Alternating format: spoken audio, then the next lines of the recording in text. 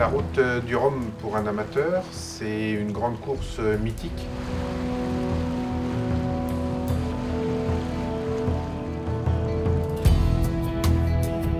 C'est un projet un petit peu fou et en dehors de la course, c'est aussi une aventure humaine et en l'occurrence pour nous, ça a été une aventure passionnante. J'ai eu beaucoup d'émotions lors du départ, la semaine précédant le départ à Saint-Malo, dans le bassin Vauban. Mais j'avais pas du tout d'appréhension. Ça m'a même surpris plusieurs fois. Je me connaissais bien en solitaire pour avoir fait 4 fois la course du Figaro. Donc ça m'a beaucoup servi. Et le large, le fait de partir 2 jours, 3 jours ou 10 jours, je m'étais dit simplement que ça serait plus long qu'une étape de Figaro. Le voilà le trimaran de Philippe Laperche, navigateur depuis 25 ans, mais également, et ça n'est pas incompatible, dentiste, notre ami Philippe Laperche. Très beau trimaran, le voilà, Laperche, très belle naissance.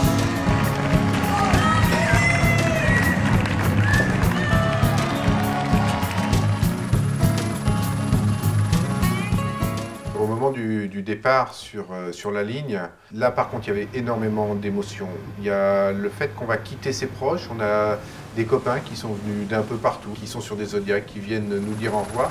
C'est là où on prend un petit peu conscience qu'on va faire quelque chose. Si les gens se déplacent pour venir nous dire au revoir, c'est qu'on ne va pas simplement au boulot comme tous les matins, c'est qu'on part faire quelque chose d'un petit peu différent.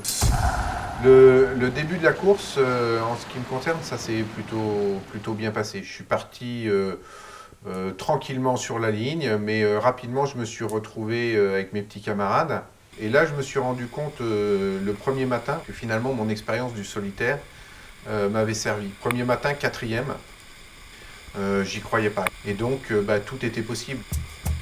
Et on est 3 multi 50. Voilà, travers 5 et Portrieux.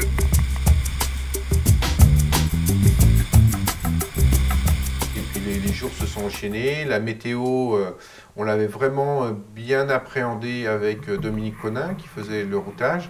Et tout se passait comme prévu.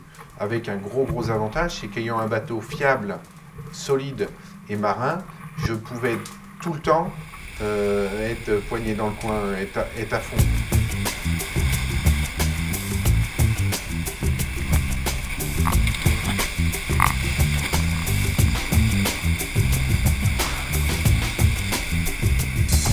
Il y a eu 2 gros moments où on a eu 40-45 nœuds sur des passages de front, donc avec une mer un petit peu croisée.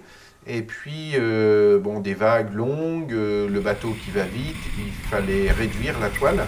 Donc évidemment, c'était un petit peu physique. Mais j'ai jamais été dans le rouge. On a toujours été en phase avec les éléments.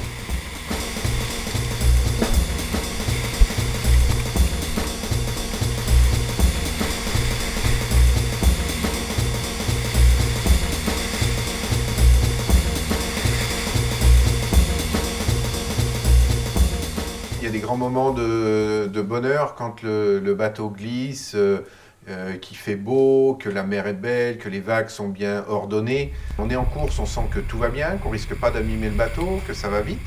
Et en même temps, on est heureux pour le bateau parce qu'il force pas, il glisse. C'est naturel, c'est pur. Et il y a des moments où j'aurais pu aller me reposer. Et c'était tellement beau, tellement bien, que je dis, tiens, là, je vais prendre la barre pour profiter. C'est ça qu'on va chercher en mer, hein. On ne va pas chercher du près à taper contre les vagues.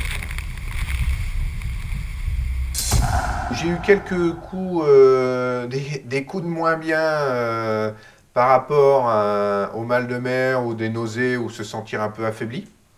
Mais ça ne m'a jamais affecté moralement. Donc ça, c'était plutôt au début. Et il y a eu un autre moment où le bateau, justement, allait très bien. Je profitais, mais pas assez vite à mon goût. Et je ne me rapprochais pas suffisamment du but, parce que plus ça allait, moins il y avait de vent. Et là, il y a un moment où on se dit, c'est vraiment pas drôle, quoi.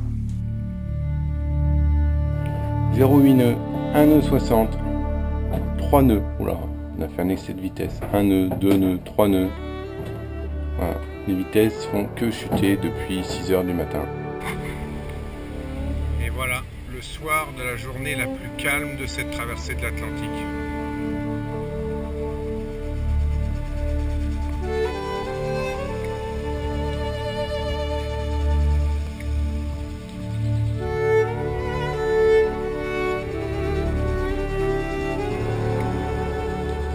Sur l'arrivée, je sais que Loïc Féquet, Maître Jacques, est passé 3e.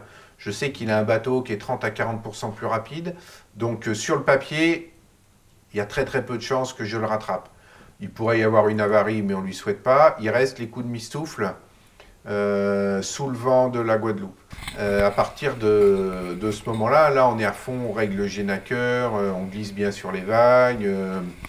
Et puis bon, bah là il y avait un peu moins de chance. Loïc touche le vent un tout petit peu avant et lui redécolle, plus léger, plus rapide.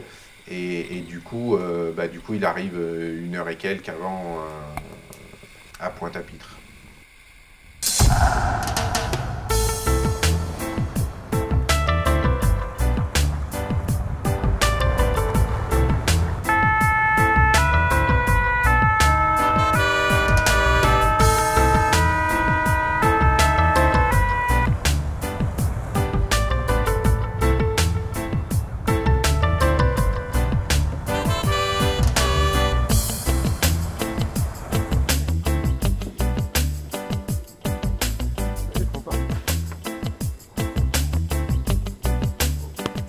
Il y a eu un bel échange, c'est la première fois que je faisais une transat, c'est la première fois que je faisais une transat en multicoque et avec routage et tout ça, ça a bien marché.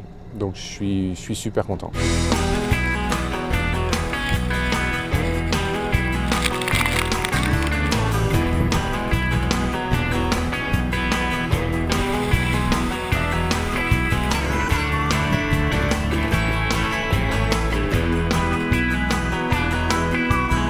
Super difficile de retenir un moment sur 15 jours.